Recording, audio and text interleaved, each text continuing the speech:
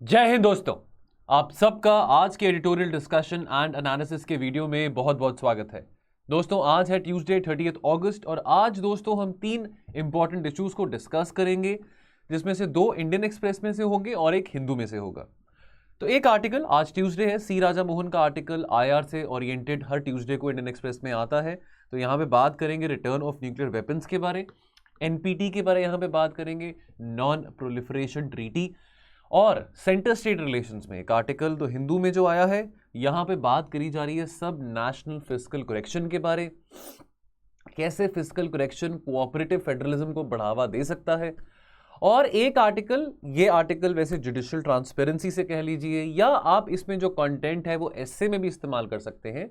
यहां पे बात करी जा रही है live stream of supreme court की डे टू डे प्रोसीडिंग्स को, और ये इंडियन एक्सप्रेस में आया है। Now the question of the day will be towards the end of the video. बाकी दोस्तों हमारा एक टेलीग्राम चैनल है, जैसे आपको मैं इन्फॉर्म करता रहता हूं वीडियो शुरू करने से पहले, अज्यूमिंग कि कुछ नए बच्चे होंगे जो हमारे साथ अभी जुड़े होंगे। तो यदि आप इच्छुक हैं, अगर आप इच्छा रखते हैं आंसर लिखने के लिए, अगर आप ये नहीं चाहते कि मैं अगले साल पहले प्रीलिम्स क्लियर कर लूँ उसके बाद मैं आंसर राइटिंग करूंगा, अगर आप वो फिलॉसफी में बिलीव नहीं करते हैं, पहले से ही अपनी आंसर राइटिंग को शुरू करना चाहते हैं, तो आप जरूर, you more than welcome.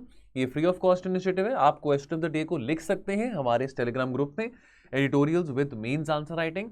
Now in order to get access to this group, what you have to do, यहाँ पे ना डिस्क्रिप्शन बॉक्स में आपको इस ग्रुप का लिंक मिलेगा, ये लिंक है, इसको क्लिक करेंगे तो आपको रीडायरेक्ट इसी टेलीग्राम ग्रुप के टूवर्ड्स किया जाएगा। यदि नहीं किया जाता, यदि वहां पे आपको ये लिखा आता है कि लिंक हैज बीन एक्सपायर्ड, तो कोई बात नहीं, घबराने की बात नहीं है। आपने हमारे इस नंबर पे 6280133177, आई रिपीट 6280133177, इस नंबर पे टेलीग्राम की ऐप से आप मैसेज ड्रॉप करिए और हमारे द्वारा आपको ऐड किया जाएगा। यहाँ पे बेस्ट आंसर जो रहता है वो भी पिन करा जाता है शाम को 6 बजे, और from time to time everyday basis पे मॉडल आंसर भी पिन किया जाता है। कभी ऐसा होता है कि 1-2 दिन मॉडल आंसर पिन नहीं करा जाता, तो हम बाद में तीसरे चौथे दिन सारे के सारे आंसर्स कंपाइल करके टेलीग्राम ग्रुप में पिन कर देते हैं। अभी अगस्त का महीना कल खत्म हो जाएगा, तो हम क्या करेंगे, मतलब किसी को एडमिन टीम में से मैं कह के ये जरूर बोलूंगा कि जो भी पूरे के पूरे अगस्त के मंथ के जो मॉडल आंसर्स थे उन सबको एक फोल्डर में डाल के टेलीग्राम चैनल पे पिन कर देंगे, ताकि आप 1 अगस्त से लेके 31 अगस्त के सारे मॉडल आंसर्स को, क्वेश्चंस को देख सकते हैं। एक और बात मैं कहना चाहूंगा, जो बच्चे अभी पहली बार अटेम्प्ट देंगे, या ऐसा भी हो सकता है कि बहुत सारे बच्चे अभी अगले साल दूसरा अटेम्प्ट दे रहे हो, तीसरा दे रहे हो, लेकिन उनका मेंस में एक्सपीरियंस आंसर राइटिंग का बिल्कुल भी ना हो। अगर आपको डर लग रहा है कि चलो आप प्रीलिम्स के चैंपियन हो, है ना, आपको प्रीलिम्स में 120-130 नंबर ले आते हैं आप, लेकिन आपको मेंस में आंसर लिखने के लिए डर लगता है, या आपको लगता है कि अभी वो कॉन्फिडेंस नहीं आ रहा, या आपको ऐसा लगता है कि मेरे पास अभी कॉन्टेंट नहीं है कि वो मैं आंसर लिख सकूं, तो आप एक काम करिए, ईमानदारी से 2 हफ्ते या 3 हफ्ते मैक्सिमम आप लगाइए, ईमानदारी से मॉडल आंसर्स को पढ़िए, और बेशक वो मॉडल आंसर्स को देख के ही आप अपने शब्दों में कुछ आंसर लिखना शुरू करिए उन्हीं क्वेश्चंस के बेसिस पे।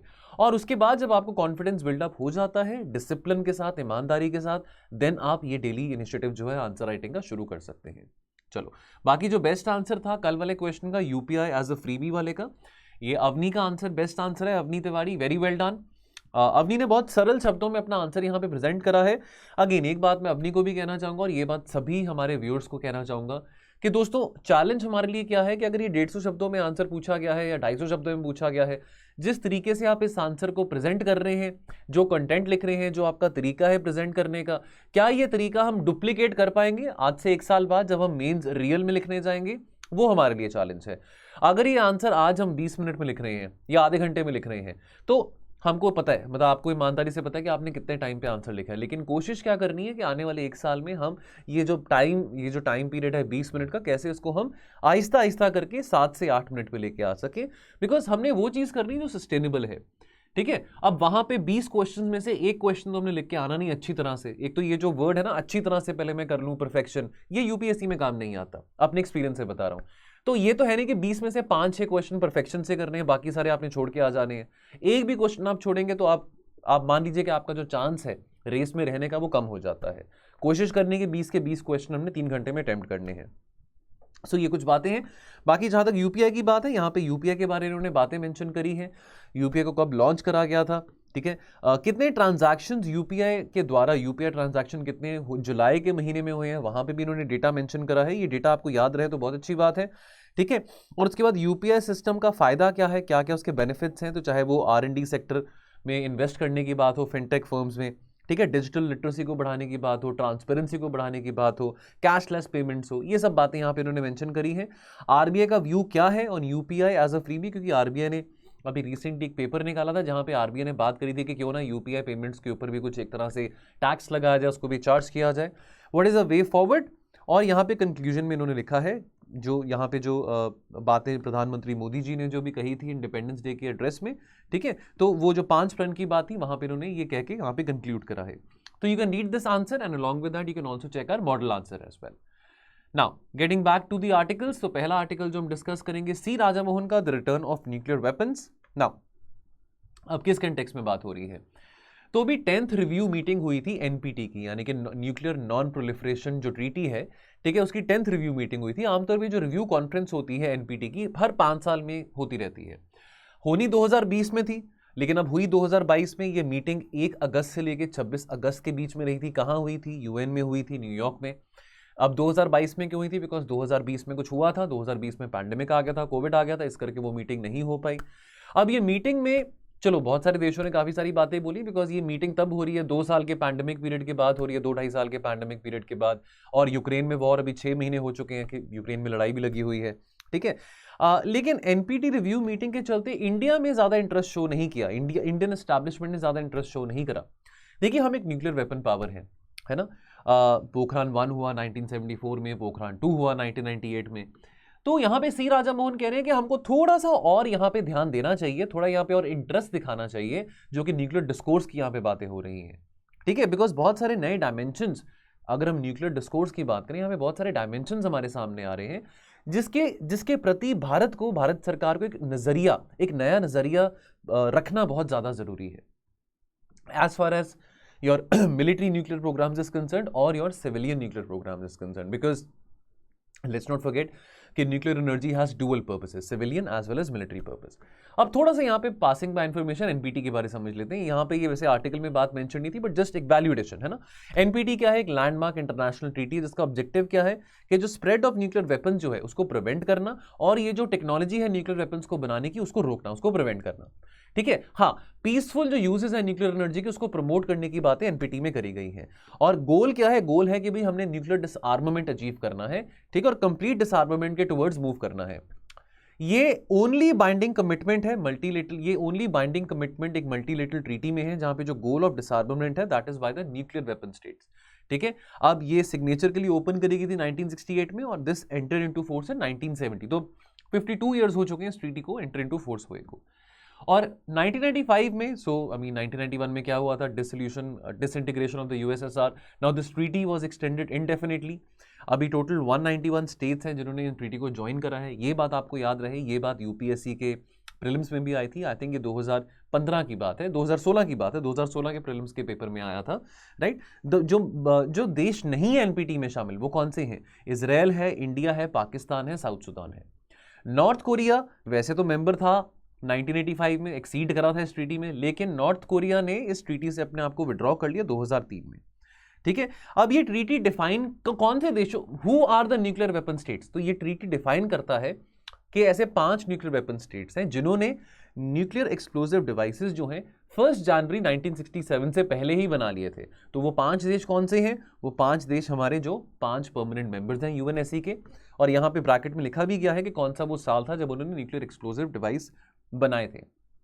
यूएसए जैसे हम जानते हैं 1945 में when USA had bombed Hiroshima and Nagasaki in Japan. Now India and NPT की बात करें तो हम देखिए, हम कहते हैं we are the land of Buddha, we are the land of Gandhi, अमन शांति peace everything all good, we all believe in that. Even Atal ji used to say that, even Modi ji says that, even Dr. Manmohan Singh said that, P.V. Narasimha Rao said that, Rajiv Gandhi said that, Indira Gandhi said that. So successively from Nehru onwards जितने भी prime minister आए वो इस बात को लेके बहुत अटल हैं कि भाई हाँ, हम स्टैंड करते हैं पीस, अमन, शांति के लिए, और हम नहीं चाहते कोई न्यूक्लियर वॉर हो, न्यूक्लियर लड़ाइयाँ हो, एक्सेट्रा एक्सेट्रा। लेकिन फिर हम अपोज्ड भी हैं कि हम ट्रीटी ऑफ एनपीटी ये साइन नहीं करेंगे, और ये एक मुद्दा मिल जाता है चाइना को, बिकॉज इंडिया को जो एंट्री एनएसजी में, न्यूक्लियर सप्लायर ग्रुप में नहीं मिली है, तो चाइना को ये मुद्दा मिल जाता है that oh look, India is not a member to NPT, तो इंडिया को एनएसजी में एंट्री क्यों मिलनी चाहिए।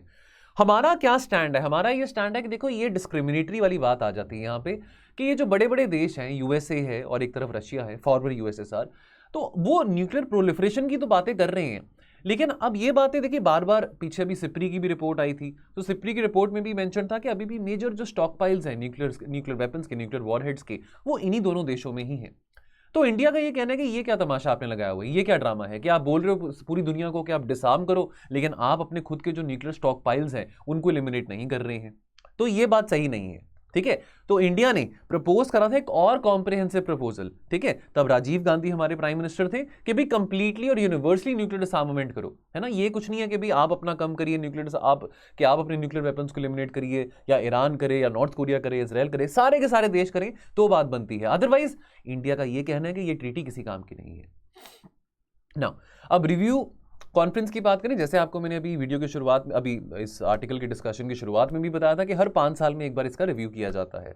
9th रिव्यू मीटिंग कब हुआ था? 9th रिव्यू मीटिंग इसका हुआ था 2015 में, ठीक है। 10th रिव्यू कॉन्फ्रेंस इसका कब हुआ है? 1 to 26 अगस्त। तो रिसेंटली अब इसको कंक्लूड करा गया है। अब हमारा देखिए, अब after this the disintegration of USSR what happened, America ने कोशिश करी कि कैसे अमेरिका अटेम्प्ट कर सकता है कि कैसे it can roll back India's nuclear and missile program which generated serious concerns for Delhi, because हमने पोखरान 1 1974 में किया था। देखिए, हमने अमेरिका के इस प्रेशर को डिप्लोमेटिक तरीके से हमने रिप्लाई बैक किया। अब 90s में आके देखिए पॉलिटिकल इंस्टेबिलिटी भी बहुत थी, एंड देन माइंड यू हम एक ऐसे नेबरहुड में रहते हैं जो न्यूक्लियर आर्म नेबरहुड है। तो यहाँ पे वोलेटिलिटी बहुत है, हॉस्टिलिटी बहुत है, एक तरफ चाइना है, एक तरफ पाकिस्तान है, दोनों न्यूक्लियर आर्म्ड है। तो एक डिलेमा था। अटल जी जब 1998 में प्राइम मिनिस्टर बनते हैं, पॉलिटिकल इंस्टेबिलिटी भी बहुत ज़्यादा थी, है ना। तो अब इस सब के चलते अटल जी ने, अब उनके माइंड में डिलेमा था कि हम अपने आप को न्यूक्लियर आर्म्ड करें कि ना करें, पोखरान 2 करें कि ना करें। लेकिन at the end of the day हमने कहा कि नहीं, हम अपने आप को डिक्लेयर करेंगे, बहुत गौरव से, बहुत गर्व से डिक्लेयर करेंगे कि हाँ हम एक न्यूक्लियर वेपन पावर है, कि भाई हम ऐसे तो नहीं बैठ सकते हैं, है ना, कि यहाँ पे एक तरफ से पाकिस्तान, एक तरफ से चाइना, तो अगर कल को हमारे ऊपर न्यूक्लियर अटैक होता है तो we don't want to be looking like sitting ducks. तो उसके बाद क्या हुआ, मई 1998 के बाद जब हमने पोखरान 2 करा, हमको बहुत बॉयकॉट मिला, हमको बहुत क्रिटिसिज्म मिला अमेरिका से, जापान से, ऑस्ट्रेलिया से, यूके से, पूरी दुनिया से। और हमारे ऊपर इकोनॉमिक सैंक्शंस लगाने का भी ये जो खतरा था वो मंडरा रहा था कि इंडिया के ऊपर सैंक्शन लगा दिए जाएंगे कि इंडिया ने वो पोखरान 2 करा है, न्यूक्लियर टेस्ट करा है। लेकिन 2005 में क्या हुआ, अटल जी ने 1998 में कहा कि ठीक है हमने न्यूक्लियर टेस्ट करा है, लेकिन हमने अपनी शक्ति को भी तो बढ़ाना है ना, हमने अपनी डेटरेंस को भी तो बढ़ाना है। कल को हम पे कोई हमला करे और हम वापस कुछ हमला ना कर पाए तो किस बात का फिर हमारा लेवरेज होगा यहाँ पे। तो इस करके बहुत जरूरी है कि हम भी ऐसे हथियारों के साथ अपने आप को इक्विप्ड रखें। अक्सर न्यूक्लियर वेपन्स को टॉय ऑफ पीस भी कहा जाता है, लेकिन अटल जी ने यह बात भी कही थी, देखो हम ये वेपन्स को पहले यूज नहीं करेंगे, ठीक है। अटल जी के जो नेशनल सिक्योरिटी एडवाइजर थे ब्रजेश मिश्रा जी, उन्होंने ये बात यूएन में भी कही थी, नो फर्स्ट यूज पॉलिसी, कि हम इन वेपन्स का इस्तेमाल पहले नहीं करेंगे, ठीक है। हाँ, अगर हम पे कोई अटैक करेगा, हमला करेगा, तो ये रिटेलिएट बैक हम जरूर करेंगे। तो फर्स्ट स्ट्राइक कैपेसिटी है, फर्स्ट स्ट्राइक बैक कैपेसिटी है हमारे पास, सेकंड स्ट्राइक बैक कैपेसिटी नहीं हो रखेंगे हम अपने पास। यानी कि ये नहीं है कि अगर हमारे पे अटैक किया है तो हम एक अटैक वापस कर रहे हैं रिटेलिएट बैक, उसके बाद फिर से हम कर रहे हैं, ऐसा नहीं होगा। अब उसके बाद 2005 में क्या हुआ, doctor Manmohan Singh prime minister थे उस टाइम पे, और वही अमेरिका जो कि इंडिया को इतना क्रिटिसाइज कर रहा था 1998 में, इंडिया और अमेरिका के बीच में सिविल न्यूक्लियर इनिशिएटिव साइन किया जाता है जुलाई 2005 में, ठीक है। और फाइनली एक फ्रेमवर्क यहां पे प्रोड्यूस किया जाता है that bought an end to the boycott which New Delhi was facing after the Pokhran 2 nuclear test. Now अब यहाँ पे इंडिया यूएसए न्यूक्लियर डील की बात करें, 123 एग्रीमेंट की बात करें, बहुत प्रॉब्लम फेस करने को मिली थी डॉक्टर मनमोहन सिंह को। अगेन 2004 से लेकर 2009 के बीच में कोलिशन गवर्नमेंट थी। कम्युनिस्ट जो पार्टी थी, कम्युनिस्ट पार्टी ऑफ इंडिया, जो कि थोड़ी सपोर्ट प्रोवाइड करी थी कांग्रेस को यूपीए 2 के टाइम पे, वो इस डील से बहुत अपोज थे, ठीक है। बहुत सारा criticism with in the Indian establishment, बहुत सारे जो लोग थे, विद्वान थे, उन्होंने बहुत क्रिटिसाइज किया कि ये डील नहीं साइन होनी चाहिए थी, ठीक है। लेकिन हमने जो डील साइन करी, at the heart of the deal was कि भाई हम सेपरेट कर रहे हैं अपने हमारे सिविल और मिलिट्री न्यूक्लियर प्रोग्राम्स को, कि भाई सिविलियन पर्पसेस के लिए भी, बिजली का उत्पादन करने के लिए भी न्यूक्लियर एनर्जी का इस्तेमाल किया जा सकता है, ठीक है। तो बहुत सारे लोगों ने भारत सरकार को क्रिटिसाइज करा कि भी हमने अपनी ऑटोनॉमी को सैक्रिफाइस कर दिया है, हमने अपनी जो स्ट्रेटेजिक ऑटोनॉमी है, जो इंडिपेंडेंट फॉरेन पॉलिसी है, उसको सैक्रिफाइस कर दिया है। कम्युनिस्ट पार्टी ने बहुत अटैक किया था कांग्रेस पार्टी को, लेकिन डॉक्टर मनमोहन सिंह बहुत इस बात को लेके अटल थे कि नहीं, मैं ये डील को पास करके रहूंगा, I won't stand by this pressure which the communist are putting on me. अब आज 2022 है, 15-16 साल हो चुके हैं इस डील को साइन हुए को, लेकिन आज के टाइम पे आपको हम पूछ सकते हैं कि भाई ये जितना सारा पॉलिटिकल फस यहाँ पे बनाया था, इतना पॉलिटिकल मुद्दा यहाँ पे बनाया था, किस बात का? हमने आज तक कोई सिंगल रिएक्टर अमेरिका से नहीं लिया, क्या हम अमेरिका के जूनियर पार्टनर बन चुके हैं? हमारी इंडिपेंडेंट फॉरेन पॉलिसी तो आज के टाइम पे और ज़्यादा थ्राइव कर रही है।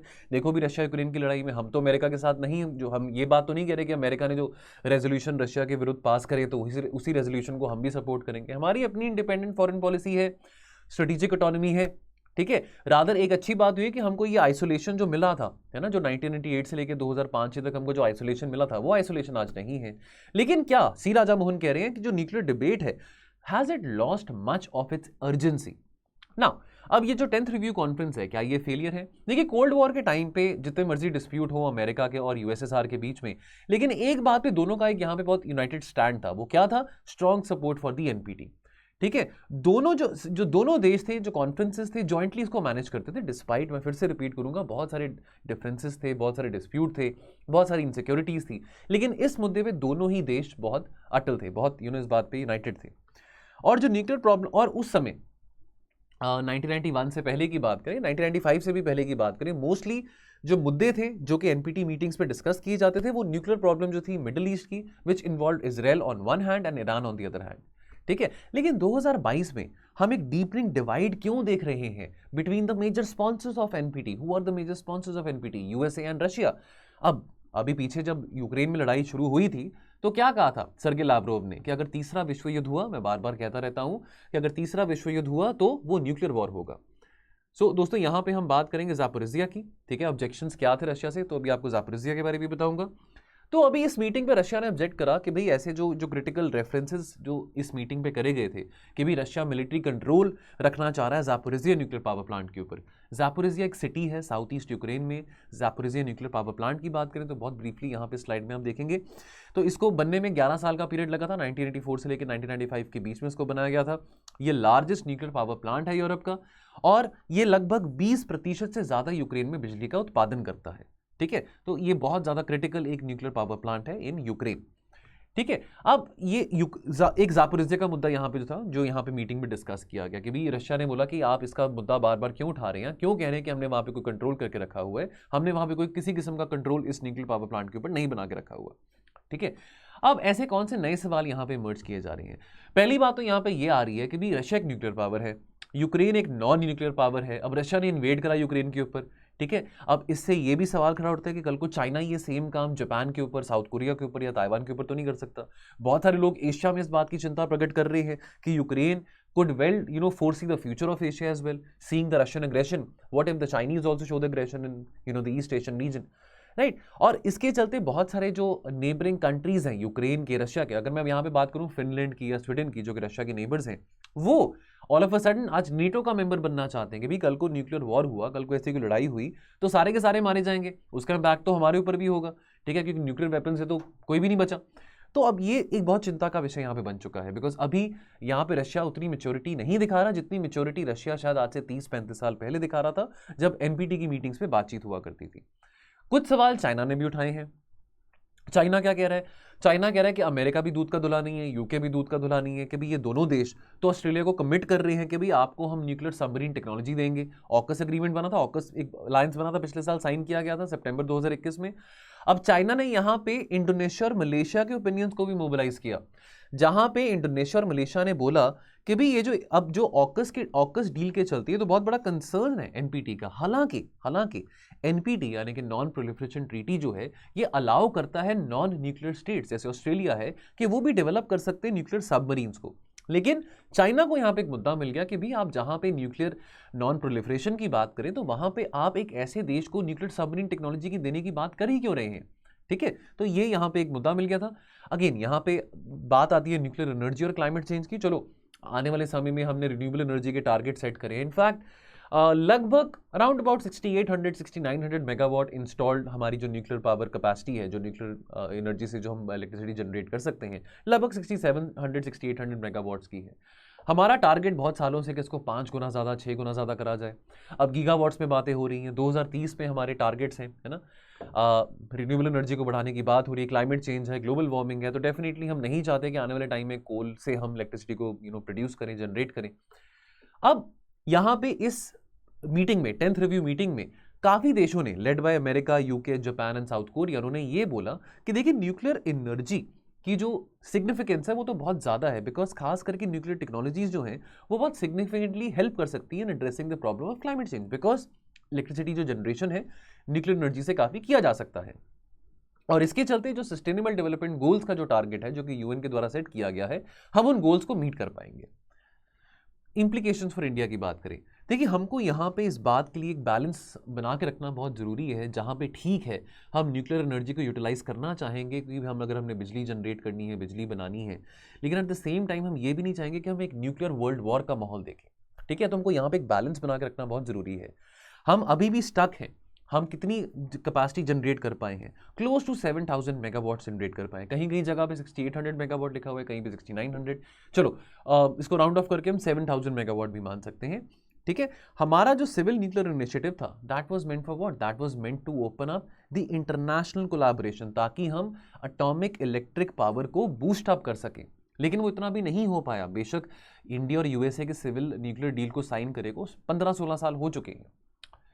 अब यहाँ पे सबसे बड़ा जो ऑब्स्टिकल आता है वो है 2010 में जो civil nuclear liability act Bharat सरकार के द्वारा पास करा गया था, जिसका मोटे तौर पे मतलब ये है कि अभी न्यूक्लियर पावर प्लांट जहाँ पे है, अगर कोई ऐसा कोई डिजास्टर होता है ना, कोई न्यूक्लियर डिजास्टर होता है, जैसे फुकुशिमा न्यूक्लियर डिजास्टर हुआ था 2011 में जब आपका जापान में अर्थक्वेक आया था, कल को कुछ ऐसा यहाँ पे इंडिया में होता है, तो उसके बाद उसकी जगह तो उसका जो इम्पैक्ट होगा, कितने सारे लोग होंगे जो मारे जाएंगे, है ना, और जो रेडिएशन का जो इम्पैक्ट होगा वो बहुत हार्मफुल होगा। तो यहाँ पे भारत सरकार ने बोला कि अगर ऐसा कोई इंसिडेंट होता है, ऐसा कोई न्यूक्लियर एक्सीडेंट होता है, तो जो प्राइवेट कंपनी है, तो जैसे जनरल इलेक्ट्रिक है, वेस्टिंग हाउस है, ये अमेरिकन कंपनीज हैं जो कि न्यूक्लियर रिएक्टर्स बनाती हैं, ठीक है, कि भाई ये जो कंपनीज हैं इनके ऊपर लायबिलिटी होगी कि भाई अगर ऐसा कुछ न्यूक्लियर एक्सीडेंट होता है तो 500 करोड़ रुपए तक का जो खर्चा है रिहैबिलिटेशन में इन कंपनीज को देना पड़ेगा।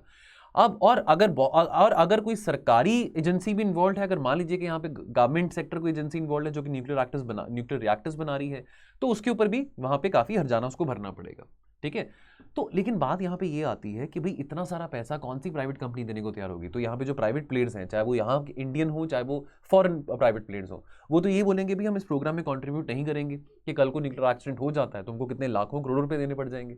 ठीक है, तो ये एक यहाँ पे एक ऑब्स्टिकल बन के आता है। तो इस बात को शायद रिवाइज करना, रिविजिट करना एक बहुत अर्जेंट इंपेरेटिव है, अगर तो हमने न्यूक्लियर एनर्जी को हार्नेस करना है फॉर सिविलियन पर्पसेस। कंक्लूजन में देखिए 1998 के जो न्यूक्लियर टेस्ट के बाद, पोखरण 2 के बाद, हमने ये प्रमाइज करा था, देखो हम नो फर्स्ट यूज पॉलिसी को लेके बहुत स्पष्ट है, बहुत क्लियर है। ठीक है, हम क्रेडिबल मिनिमम डेटरेंस की बात यहां पे करने की भी, कल को हमारे ऊपर अटैक किया जाता है तो हमारे पास सिग्निफिकेंट क्रेडिबल हमारे पास कैपेसिटी है, टेंडेंसी है कि हम रिटेलिएट बैक कर सकें। लेकिन टाइम अब आ चुका है, उचित है कि हम ये बताएं कि क्रेडिबल क्या है और मिनिमम क्या है, जहां पे क्रेडिबल मिनिमम डेटरेंस की बात की जा रही है। तो अगर आप क्वेश्चन प्रैक्टिस करना चाहते हैं इस आर्टिकल को पढ़ने के बाद, वीडियो देखने के बाद, तो आप ये कर सकते हैं question practice. What kind of implications does the unfolding global nuclear discourse present for India. Now the next article, challenges of सब नेशनल फिस्कल करेक्शन। देखिए अब रेवड़ी पॉलिटिक्स, फ्रीबीज को लेके बहुत सारी हमने बातें पहले भी करी हैं और हर दूसरे दिन कोई ना कोई आर्टिकल इस चीज़ को लेके आया गया रहता है। तो आई एम श्योर आप जो मुद्दा है वो आप समझ चुके हैं, फ्रीबीज को लेके जो बातचीत करी गई है। अब जैसे पीछे मोदी जी ने कहा था कि जी बहुत सारी ऐसे पॉलिटिकल पार्टीज़ हैं, बहुत सारी ऐसी राज्य सरकारें हैं, अरविंद केजरीवाल जी इसको पर्सनल ले गए थे कि वो रेवड़ी बांटने में लगी हुई हैं, लोगों को फ्रीबीज बांटने में लगी हुई हैं, अननेसेसरी बहुत वेस्टफुल एक्सपेंडिचर होता है, वेस्टफुल सब्सिडीज़ हैं, ये प्रोडक्टिव खर्चा नहीं कर रही सरकारें, राज्य सरकारें। हमने ये बात पहले भी पढ़ी है, कुछ दिन पहले भी मैंने कहा था कि फ्रीबीज, देखिए अगर तो प्रोडक्टिव अगर तो जो फ्रीबीज हैं वो प्रोडक्टिविटी या प्रोडक्शन नहीं बढ़ा रही हैं तो उसका कोई काम नहीं है।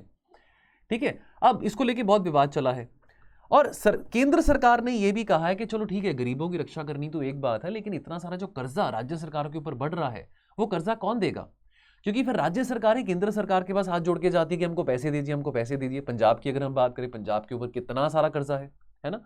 तो अब इस तरह, अब देखिए फ्रीबीज की जहाँ पे बात आती है, तो फॉर एग्जांपल अगर हम बात करें पीछे, जैसे अगर हम एसएडी की बात करें, अकाली दल पार्टी की बात करें, तो 2012-13 की बात है कि यहाँ पे जो उस टाइम पे जो डेप्यूटी चीफ मिनिस्टर थे सुखबीर बादल जी, उन्होंने कहा था कि भाई हम पानी के ऊपर बस चला देंगे। अब पानी के ऊपर बस चलाने से आप कितना खर्चा करेंगे, है ना? क्या पानी के ऊपर बस चलाने से गरीबों का कोई यहाँ पे भला होने वाला है ना? तो ये अब अननेसेसरी वेस्टफुल एक्सपेंडिचर है। उसके बाद में क्या होता है, बाद में फिर वही सरकारें वही पॉलिटिशियन, चाहे वो जिस मर्जी पॉलिटिकल पार्टी की हो, चाहे रूलिंग पार्टी बीजेपी है सेंटर में, चाहे ऑपोजिशन पार्टी किसी भी स्टेट में, दिल्ली में, पंजाब में, यूपी में, बिहार में, कोई और मर्जी हो, लेकिन आएंगे तो सेंट्रल गवर्नमेंट के पास हाथ जोड़ के जी हमको पैसे दीजिए। तो सेंट्रल गवर्नमेंट बार बार ये कह रही है कि ये जो कर्जा आपके ऊपर चढ़ता जा रहा है ये अच्छी बात नहीं है, थोड़ा सा आप फिस्कल डिसिप्लिन पे ध्यान दीजिए, फिस्कल प्रूडेंस पे ध्यान दीजिए, ठीक है, तो ताकि जो कोऑपरेटिव फेडरल स्ट्रक्चर है वो मेंटेन रहे। अब यहां पे जब इंडिया के फिस्कल फेडरलिज्म की बात आती है, 3 ऐसे मुद्दे यहां पे इस आर्टिकल में डिस्कस करेंगे जो कि जहां पे कंट्रोवर्सी सुनने को मिलती है या जहां पे कंफ्लिक्ट देखने को मिलता है सेंटर और स्टेट के बीच में। एक तो जो मुद्दे हैं रिलेटेड टू जीएसटी, चलो जीएसटी को 5 साल हो गए हैं, बहुत सारी बातें भी न्यूज़पेपर में हमने पढ़ी हैं कि जीएसटी के बहुत फायदे भी हैं 5 साल में हुए, जो 5 साल में फायदे देखे हैं, बहुत सारे आर्टिकल्स ऐसे भी हैं जो कहते हैं कि जीएसटी में और सुधार किया जा सकता है, वो टेवर इट इज, लेकिन जीएसटी को लेकर डिस्प्यूट्स है, ठीक है, चाहे वो हम स्लैब्स की बात करें, रेट स्ट्रक्चर की बात करें, कौन सी ऐसी चीज़ें हैं, वस्तुएं जिनको इंक्लूड करना चाहिए, नहीं इंक्लूड करना चाहिए, ये सब बातें। फिर state level expenditure specially related to the so called welfare scheme of the state. States कहते हैं जी आप हमारे खर्चे को फ्रीबीज क्यों कह रहे हैं, हम तो वेलफेयर प्रमोट करने के हम खर्चे कर रहे हैं। और तीसरी बात यहां पे ये आती है कि जो सेंट्रल स्कीम्स हैं, सेंट्रल गवर्नमेंट कहती है कि आपको जो पैसे दिए गए हैं सेंट्रल स्कीम्स को इंप्लीमेंट करने के लिए, तो भाई वो आप अच्छे तरीके से इंप्लीमेंट नहीं कर रहे हैं। वो जो बजट आपको दिया गया है किसी सेंट्रल स्कीम को इंप्लीमेंट करने के लिए, वो खर्चा कहां पे है बताइए, उस पर ट्रांसपेरेंसी लेके आइए, ठीक है। तो यहाँ पे सेंट्रल गवर्नमेंट भी गलत नहीं है। अब जहां तक तो जीएसटी को लेकर जो डिस्प्यूट्स हैं, मुद्दे हैं, वो तो चलो जीएसटी काउंसिल मीटिंग्स में बैठ के भी सुलझाए जा सकते हैं, लेकिन जो दूसरे जो बाकी दो मुद्दे हैं कि जो स्टेट लेवल एक्सपेंडिचर है या इंप्लीमेंटेशन ऑफ सेंट्रल जो सेक्टर स्कीम्स हैं, इसको सुलझाने के लिए किसके ऊपर डिपेंडेंट रहना पड़ता है, जो रिपोर्ट्स आती हैं, जो ऑडिट्स की जाती हैं आरबीआई के द्वारा या सीएजी के द्वारा, ठीक है। और इसमें क्या होता है, बहसबाजी चलती है, स्टेट्स हमेशा अपना जो स्टैंड है वो क्लैरिफाई करने में टाइम ज़ाया कर देती है कि जी हमने इस करके यहाँ पे एक्सपेंडिचर बढ़ाया था, हम वेलफेयर स्टडीज़ कर रहे हैं, ये है वो है, ठीक है।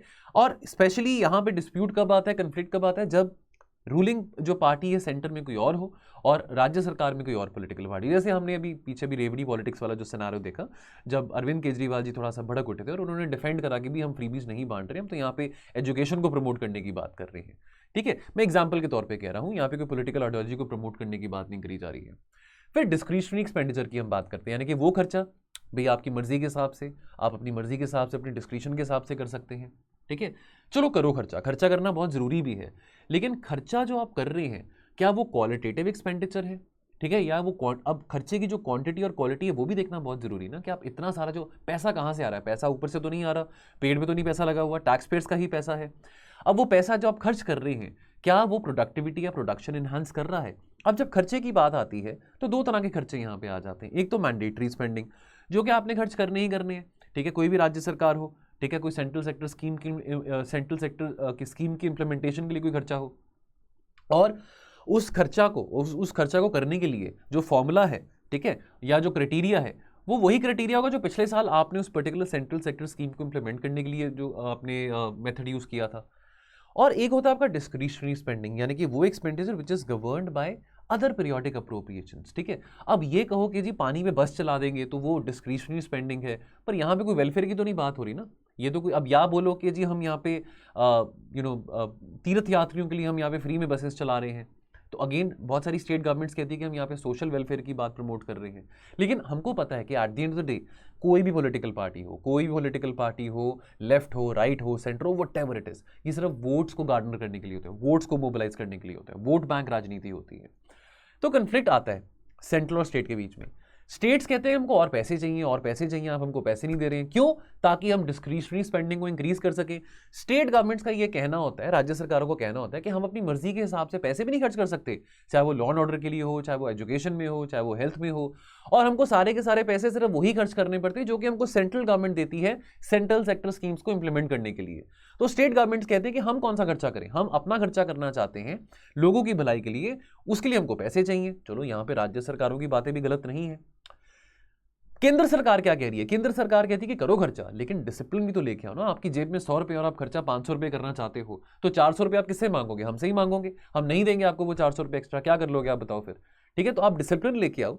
आप 100 रुपए में गुजारा करके देखो कि 100 रुपए में कैसे गुजारा कर सकते हो। एग्जाम्पल के तौर पे मैं बात बोल रहा हूँ, ऑब्वियसली 100 रुपए तो नहीं सेंट्रल गवर्नमेंट देती किसी भी स्टेट गवर्नमेंट को, लेकिन एग्जाम्पल के तौर पे कि जितने आपको पैसे दिए गए हैं उसी में से आप मैनेज करिए, रिस्पॉन्सिबली मैनेज करिए। तो यहाँ पे केंद्र सरकार भी सही है।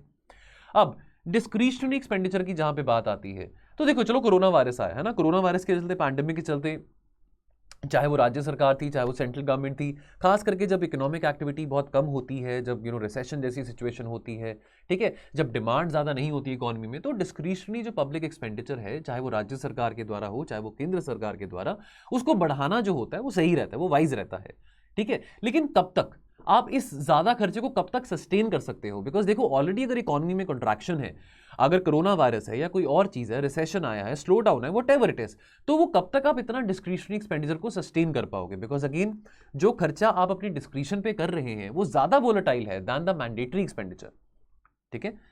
नाउ फिस्कल स्ट्रेस की बात आती है। अब एक फेडरल सिस्टम में जितना आप लंबे समय के लिए इस तरह का खर्चा करते रहेंगे, डिस्क्रिशनरी स्पेंडिंग करते रहेंगे, उतना ही over a period of time आपके जो बैलेंस शीट है, तो डेफिनेटली वहां पे स्ट्रेस अक्यूमुलेट होना शुरू हो जाएगा, डेट अक्यूमुलेट होना शुरू हो जाएगा।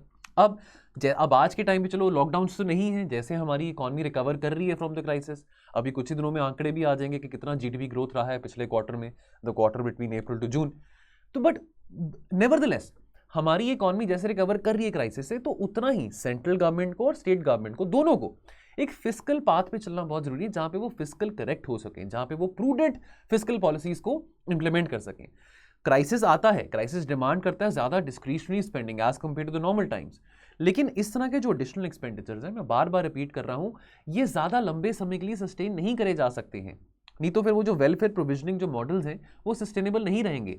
और फिर अगेन यहाँ पे क्वेश्चन की बात आती है, तो यहाँ पे सो कॉल्ड ये वेलफेयर प्रोविजनिंग मॉडल्स के ऊपर भी क्वेश्चन खड़ा उठता है कि इतने लंबे समय के लिए अगर यहाँ पे खर्चा किया जा रहा है, क्या ये वाकई में वेलफेयर मॉडल्स हैं कि सिर्फ वोट्स खींचने के लिए, वोट्स जीतने के लिए कोई रणनीति बनाई जा रही है?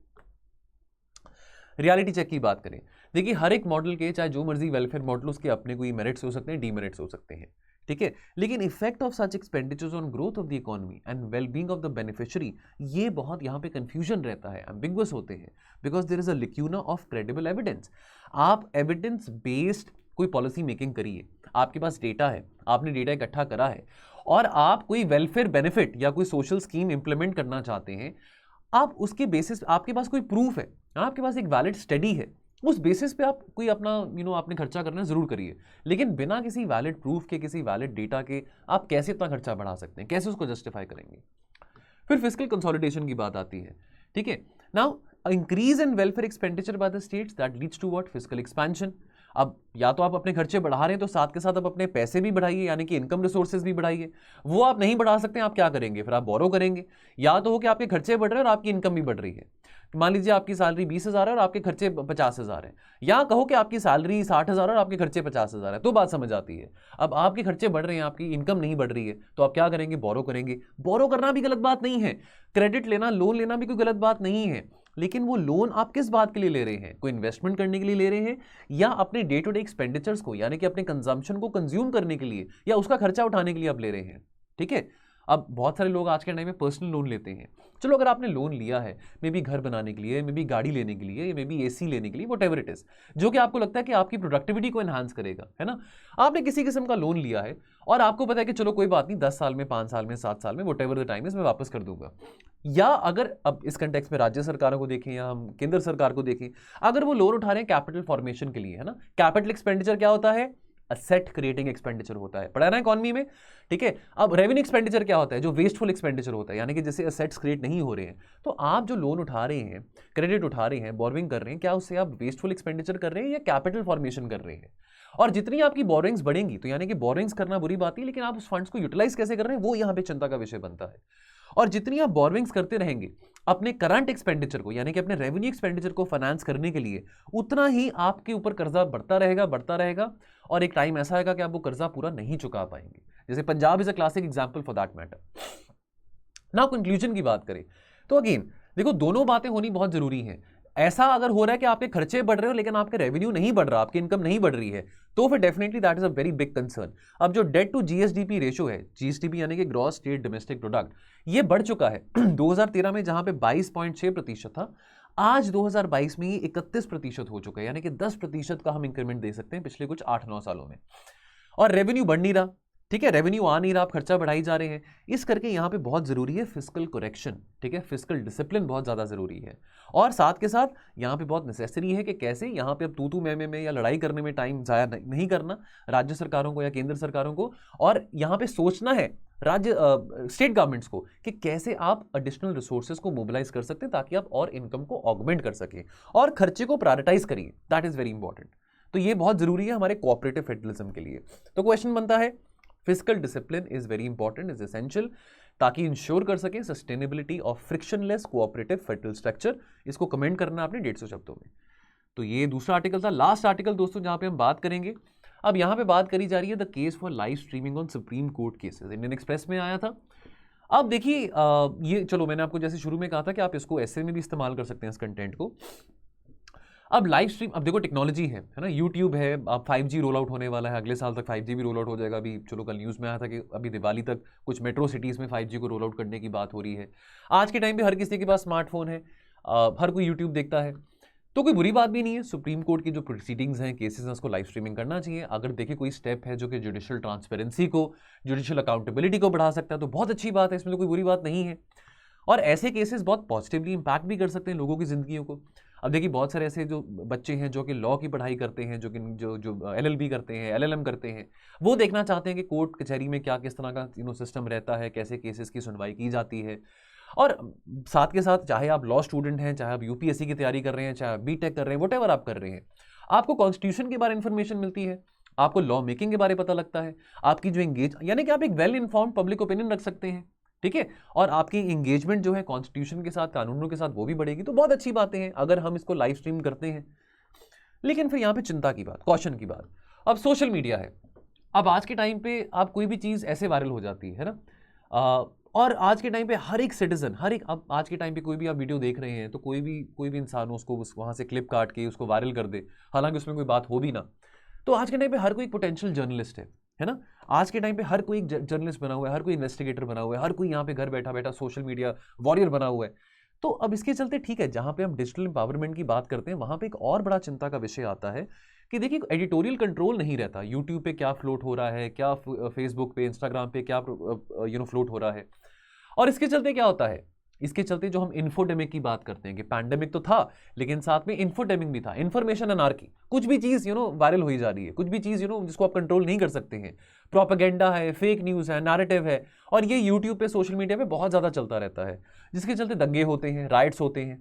तो ये चीजें अगर यानी कि सुप्रीम कोर्ट की प्रोसीडिंग्स अगर यूट्यूब पे लाइव टेलीकास्ट करी जाएंगी, क्या इस बात का जो डर है यहाँ पे जो सामने रखा गया कि वो वैलिड है कि नहीं है।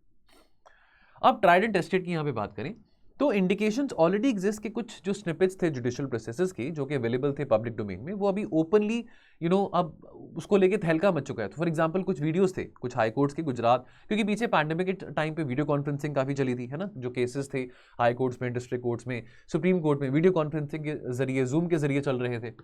अब कुछ प्रोसीडिंग्स थी गुजरात हाई कोर्ट की, कर्नाटका की, पटना हाई कोर्ट की, ठीक है, जिनको लाइव स्ट्रीम करा और अवेलेबल करा यूट्यूब पे। अब उसके चलते क्या हुआ, तहलका मचना शुरू हो गया, ठीक है, वो थंबनेल्स ऐसे बनने शुरू हो गए, ठीक है, जो क्लिक बेटिश थंबनेल होते हैं कि भी एक यंग लेडी का, लॉयर का कॉन्फिडेंस देखो कि क्या वो केस जीत पाएगी, या पति के राज खुल गए जब उसकी पत्नी ने हाई कोर्ट को अप्रोच किया, तो बहुत सारे लोग फिर देखना शुरू, अब उस लोगों को मसाला दिख रहा है, लोगों को उसमें गॉसिप दिख रहा है। अब जिस तरह का वहां पे क्लिप डाला गया है, जिस तरह का वहां पे थंबनेल बनाया गया, बिकॉज देखिए बहुत जरूरी है किस तरह का कंटेंट आप कंज्यूम कर रहे हैं, ठीक है, कंटेंट तो बहुत ज्यादा यूट्यूब पे फ्लोट करता है एजुकेटिव पर्पसेस के लिए। अगर आपने लीगल डोमेन में अपनी नॉलेज को बढ़ाना है, कॉन्स्टिट्यूशन के बारे आपको पता करना है, तो इस तरह का मसाला कंटेंट अगर हम देखेंगे कि भी पति के राज खुल गए सामने जब उसकी पत्नी ने हाईकोर्ट में अप्रोच किया, तो आपको यहाँ पे क्या अवेयरनेस मिलने वाली है संविधान में या कानूनों में, ठीक है, ये तो फिर मसाला ही हो गया, तो गॉसिप भी हो गया कि आप बैठ के टाइम पास पे वीडियो देख रहे हैं। तो इसका इम्पैक्ट जुडिशरी पे क्या होगा अगर तो इसको ओपन कर देते हैं, यूट्यूब पे ओपन कर देते हैं, लाइव टेलीकास्ट कर लेते हैं, इसका इम्पैक्ट जुडिशरी पे भी होगा। बिकॉज वाई, बिकॉज जो वकील होंगे, जो जजेस होंगे, वो फिर बड़ा कॉन्शियस फील करेंगे भी अगर हमने कोई बात बोली तो हमारे अगेंस्ट नीचे वहाँ पे कमेंट सेक्शन में इतने सारे कमेंट आ जाएंगे, ठीक है, तो अब अगेन जो वो बोलना चाहेंगे विदाउट फियर, विदाउट फेवर, वो बोल नहीं पाएंगे, ठीक है, बिकॉज ये जो प्रोसीडिंग्स है लाइव टेलीकास्ट हो रही हैं।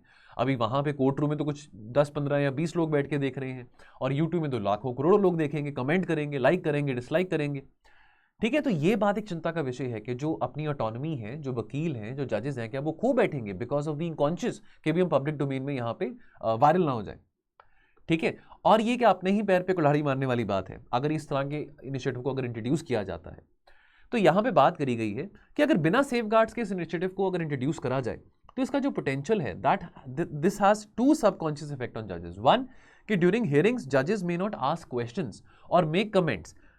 अब जजेस को लग सकता है कि अगर ऐसे कोई सवाल पूछे, अगर कोई क्रॉस क्वेश्चनिंग करी तो क्या पता वो ज़्यादा पॉपुलर ना हो, जनता में ज़्यादा वो पॉपुलर ना बैठे, फिट ना बैठे, ट्रेंडिंग ना बैठे, ठीक है। और दूसरी बात, अभी हम देख रहे हैं increasing trend of oral observations, ठीक है, जो कि बाइंडिंग नहीं है पार्टीज के ऊपर। इसमें क्या होता है, जहां पे ओरल ऑब्जर्वेशंस कोई जजेस कर रहे हैं तो आमतौर पे जो ऑब्जर्वेशन होनी चाहिए वो रिटन होनी चाहिए, which is backed by reason, which is backed by rational. अगर इस तरह की ओरल ऑब्जर्वेशंस होनी भी बंद हो जाए, इस तरह की ओरल ऑब्जर्वेशंस और वेग होनी शुरू हो जाए, जस्ट बिकॉज कि ऐसे वर्ड्स या ऐसे प्रॉपर फिल्टर्स जजेस या वकील यूज करेंगे जो कि पब्लिक के साथ बहुत मैच करें यानी कि वो बहुत ज्यादा ट्रेंड करें, तो अगेन इसका जो इंपैक्ट है वो फाइनल वर्डिक्ट के ऊपर भी हो सकता है। तो आर्ग्यूमेंट्स अगर इन फेवर की बात करें, अगर हमको लाइव स्ट्रीमिंग करनी ही है तो आर्ग्यूमेंट जो फेवर में आता है वो ये है कि देखिए डिसिप्लिन आएगा, ट्रांसपेरेंसी बढ़ेगी, अकाउंटेबिलिटी बढ़ेगी, जजेस का जो व्यवहार है, जो बिहेवियर है, वकीलों का जो व्यवहार है, बिहेवियर है, जो कंडक्ट रहता है प्रोसीडिंग्स में वो और बेटर होगा, क्योंकि वो अवेयर होंगे, कॉन्शियस होंगे कि लोग उनको देख रहे हैं, ठीक है। But this is Indeed possible. लेकिन ऐसे तो पार्लियामेंट भी है, पार्लियामेंट भी लाइव टेलीकास्ट, पार्लियामेंट की प्रोसीडिंग्स भी लाइव टेलीकास्ट होती है, राज्यसभा की, लोकसभा की। तो उन वहाँ पे जो हमारे मेंबर ऑफ पार्लियामेंट्स हैं उनको नहीं पता कि लोग उनको देख रहे हैं, लेकिन वो तो एक दूसरे के ऊपर कुर्सियां फेंक रहे होते हैं, मजाक कर रहे होते हैं। तो अगेन डिसिप्लिन वहाँ पे तो नहीं देखने को मिलता। तो इस बात की क्या गारंटी है कि यहाँ पे अगर कोर्ट की प्रोसीडिंग्स को भी अगर हम लाइव टेलीकास्ट कर दें तो वहाँ पे जो जजेस हैं, लॉयर्स हैं, वो और ज़्यादा कॉन्शियस होंगे या डिसिप्लिन होंगे या अकाउंटेबिलिटी वाली बात फील करेंगे। तो ठीक है, इस एक्सपेरिमेंट को एक्सप्लोर किया जा सकता है। ऐसे देखिए कोई भी चीज़ अगर नई सामने आई है, कोई नया आइडिया सामने आया है तो उसको ज़रूर एक्सप्लोर करो, है ना। वो उसमें कोई बुरी बात नहीं है, लेकिन आहिस्ता से, ये भी नहीं कि जल्दबाजी में उसको आप उस आइडिया को इंप्लीमेंट कर दें, ठीक है। अगर जल्दबाजी से उस आइडिया को इंप्लीमेंट करेंगे तो शायद वो बैकफायर भी कर सकता है, बिकॉज ऑलरेडी जो माहौल है खास करके पैंडेमिक के बाद वो इन्फोडेमिक का है, ठीक है, जहाँ पे हर कोई जर्नलिस्ट बना हुआ है और फेक इंफॉर्मेशन और प्रोपेगेंडा बहुत फ्लोट किया जाता है, जिसके चलते हम देखते हैं बहुत सारा वायलेंस भी होता है।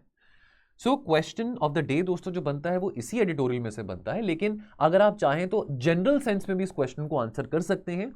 कॉन्ट्री to the initial hope, social media has on the whole weakened democracy. क्या आप इस बात से सहमत हैं? इसको 250 शब्दों में आपने लिखना है। इस तरह की थीम ना आपको ऐसे में भी आ जाती है। अब मैंने आपके साथ ये आर्टिकल शेयर करा है क्योंकि यहाँ पे सोशल मीडिया की बात करी गई थी, लेकिन अगर आप अपने आंसर में कुछ और भी लिखना चाहते हैं जो कि इस आर्टिकल से ओरिएंटेड नहीं है तो वो भी आप लिख सकते हैं, ठीक है। बाकी दोस्तों जाने से पहले क्विक एडवर्टाइजमेंट जो कि मैं शेयर करता हूं हमेशा अपने वीडियोस में, वो ये है दोस्तों कि यदि अगर आप हमारे करंट अफेयर्स के कोर्स का हिस्सा बनना चाहते हैं, अगर आपको टेंशन है कि भाई मैं दिन में 5-6 न्यूज़पेपर्स नहीं पढ़ सकता हूं, मैं कोई मैगजीन डाउनलोड करके मंथ के एंड में पढ़ूँ वो भी मुझसे नहीं हो पा रहा, अगर आप डे टू डे बेसिस में, वीक टू वीक बेसिस में अगर आप comprehensively current affairs course follow करना चाहते हैं तो हमारा एक बहुत अच्छा करंट अफेयर्स का कोर्स है जिसको आप फॉलो कर सकते हैं, एनरोल कर सकते हैं। और दोस्तों उसके साथ के साथ प्रीलिम्स अगले साल है, लेकिन टेस्ट सीरीज शुरू करना बहुत ज़रूरी है, ठीक है। हम वेट ना करें, ज़्यादा देर ना करें, बिकॉज प्रीलिम्स आज के टाइम पे बहुत वेग क्वेश्चंस आज के टाइम पे आने शुरू हो चुके हैं, ठीक है। अब प्रीलिम्स को क्लियर करने के लिए एक पर्टिकुलर पॉइंट ऑफ टाइम तक आके आप चलो लक्ष्मीकांत पढ़ रहे हैं, हिस्ट्री पढ़ रहे हैं, ज्योग्राफी पढ़ रहे हैं, सब चीज़ें पढ़ रहे हैं, आप किताबों को 5 बार पढ़िए, 6 बार ही पढ़िए, लेकिन उसके बाद क्या, जब तक आप अपने आप को टेस्ट ही नहीं कर रहे हैं, जब आपको किताबें पढ़ने से तो चलो ज्ञान मिल गया, लेकिन वो ज्ञान किस काम का जब तक आप उसको इंप्लीमेंट नहीं कर पाएंगे टेस्ट के फॉर्म में। तो इस करके टेस्ट करना बहुत जरूरी है अपने आप को, चाहे वो मेंस हो चाहे वो प्रीलिम्स हो। तो अगर आप हमारी प्रीलिम्स की टेस्ट सीरीज में भी जुड़ना चाहते हैं तो कंप्लीट सिलेबस यहाँ पे 30 हमारे पास यहाँ पे टेस्ट रहेंगे जो कि हमारी टेस्ट सीरीज में इंक्लूडेड होंगे। तो दोस्तों अगर आप इन कोर्सेज को अवेल करना चाहते हैं, हमारे टोल फ्री नंबर 1800-890-3043 पे कॉल करके इसके बारे में इंफॉर्मेशन ले सकते हैं, आपकी पूरी असिस्टेंस करी जाएगी, ठीक है दोस्तों। बाकी आज के लिए इतना ही, मिलेंगे हम कल और चर्चा के साथ। आप अपना ध्यान रखिए और पढ़ते रहिए। थैंक यू सो मच, जय हिंद।